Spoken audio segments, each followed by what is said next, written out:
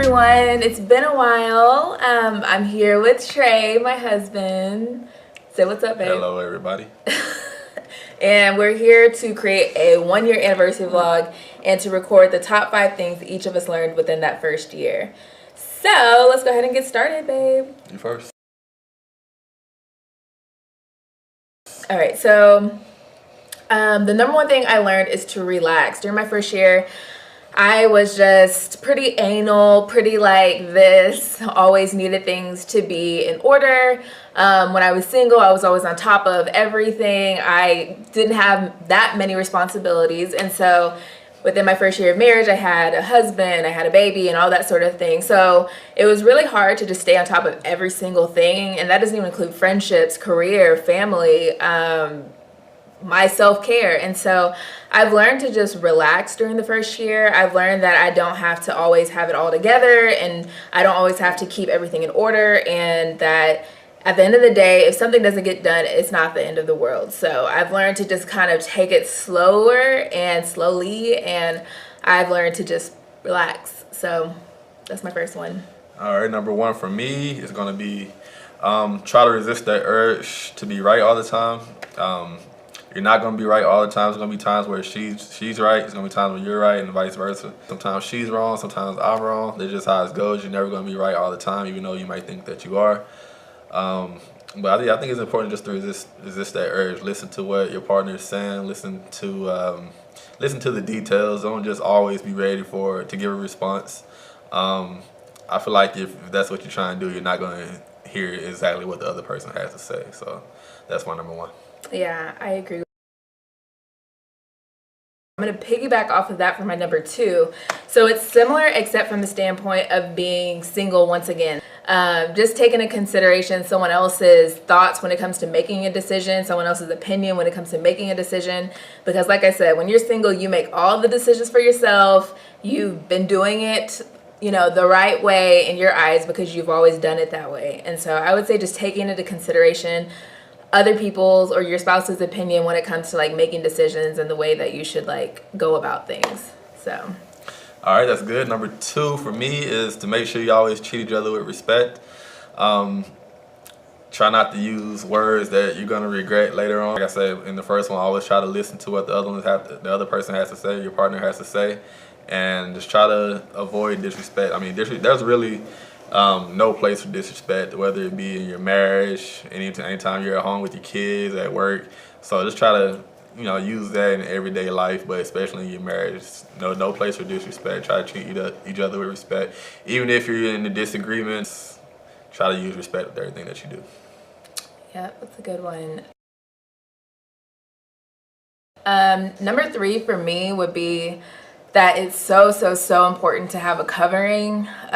In your first year of marriage, you can't, or even like for the rest of your marriage, 40 years of marriage, whatever, it's important to have like a community, a covering. Like there's no way, in my opinion, that you can do marriage on your own, because there's so many dynamics to marriage, because we have different upbringings, we have different domestications, we have different opinions. He's a man, I'm a woman. There's so many like differences. And so in order to like sort through and navigate through those differences, it's important to have like someone who's above you, someone who's your covering, that you can go and ask their opinion, or someone that they can give you their advice. Or if it's hard for you to figure out how to understand what your spouse is saying, you can ask your covering, like, hey, this is what so-and-so said, like, how do you decipher what they're trying to say? So to me, it's important to have a covering and to have a community so that you can be open and transparent and gain wisdom from. It's better to learn from others' mistakes instead of us making mistakes. That's good. And to kind of elaborate on that a little bit, I think that's very important as well. That's something that we've kind of learned from our pastor. And I have a covering now, and I think it's important for us men especially because, I don't know, if you're anything like me, sometimes you feel like your partner may just not understand what's going on in your head, so you tend to shut down and not say much. And when that type of stuff goes on, it's not fair to your partner because she wants to talk, but you want to be quiet. So she'll need to go to someone that can kind of understand what's going on in your head, so she can kind of get that affirmation for herself. And I think that's important. If you're a type of guy that's love to share your feelings and stuff, and be open. That's you. But for me, I like to shut down sometimes. I know that's not a good thing, but I know it happens. So it's good for her to have that person to go to be like, what's going on with your boy, or with your son, or your brother, or whatever. Like, what's going on in your head about this? But it only needs to be one person, because everybody can't be all in your business.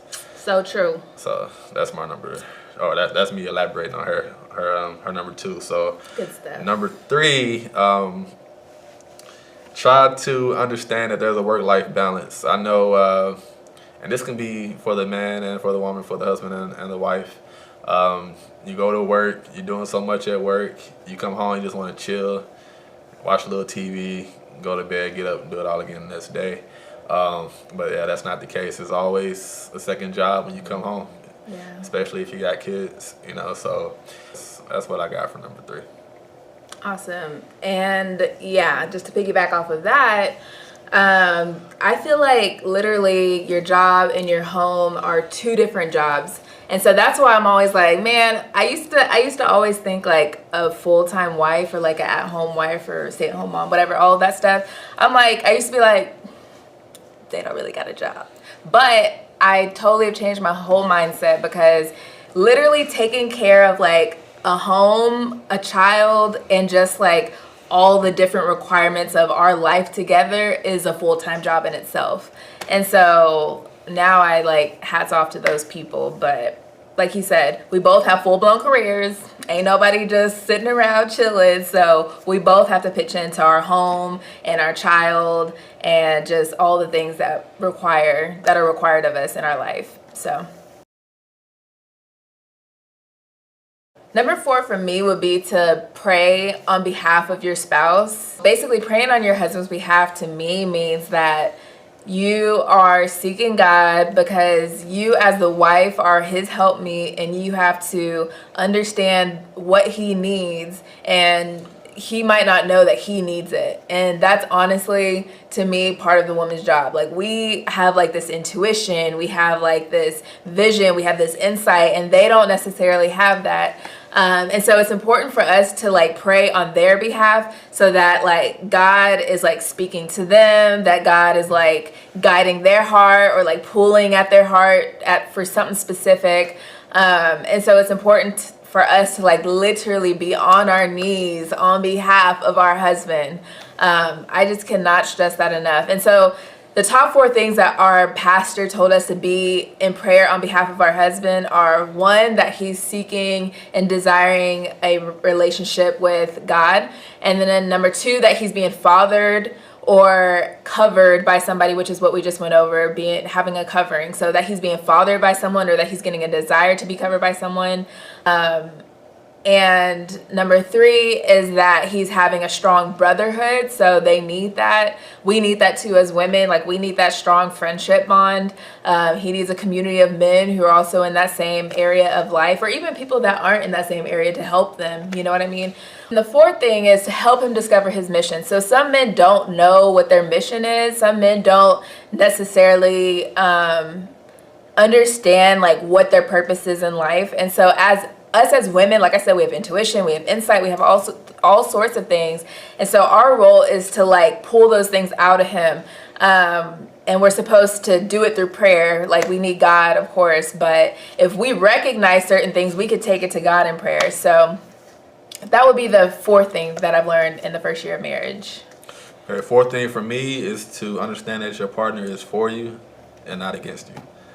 And I know sometimes when you're talking or you're having a conversation about something, a little smart comments or something that might seem smart to you might come out, and you'll automatically go to, what was that all about? Why you say that? Like, why are you coming for me or something like that? So For real though. yeah. So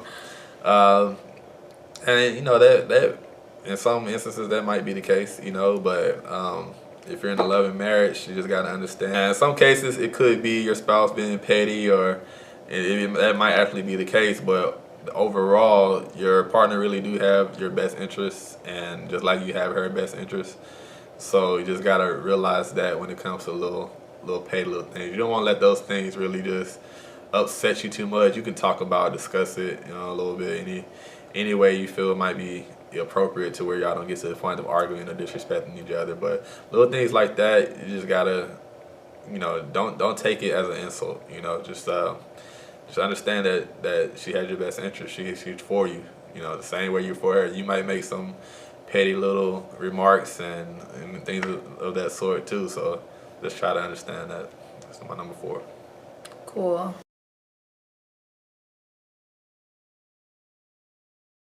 So number 5 for me is kind of a combination. So one, having check-ins is so important when it comes to like finances, when it comes to your children, in our case, when it comes to our home, our goals, when it comes to how he's feeling in his brain, like what's been going on with you, babe? How are you in your heart? Like what's going on in your heart? What's going on in your brain? That sort of thing. So it's good to have check-ins. It's so key because I'm telling you, things could just slip through the cracks. The next thing you know, somebody mad at you about something that happened 5 years ago and they hadn't brought it up. So it's important to like check in with your spouse constantly, whether it's the adulting of life or if it's what's going on with them and what's going on in their heart. But at the same time, it's so important to take a step away from those sort of things and just have fun. Like I'm talking date night, going to get drinks with friends, going to friends' apartments and just doing like game nights, like, or just having like a bath, like taking a bath together or like whatever,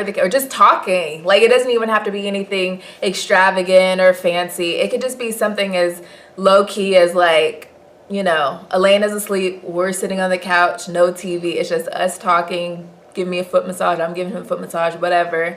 And just like reconnecting as a couple, as each other's like partner and friend and stuff like that. So I would just say that's the 5th thing. Just checking in, making that a priority, important because structure is important, but at the same time having fun because that's just as important. So yep, I agree. Number 5 for me is realizing that both partners are making sacrifices, have made sacrifices.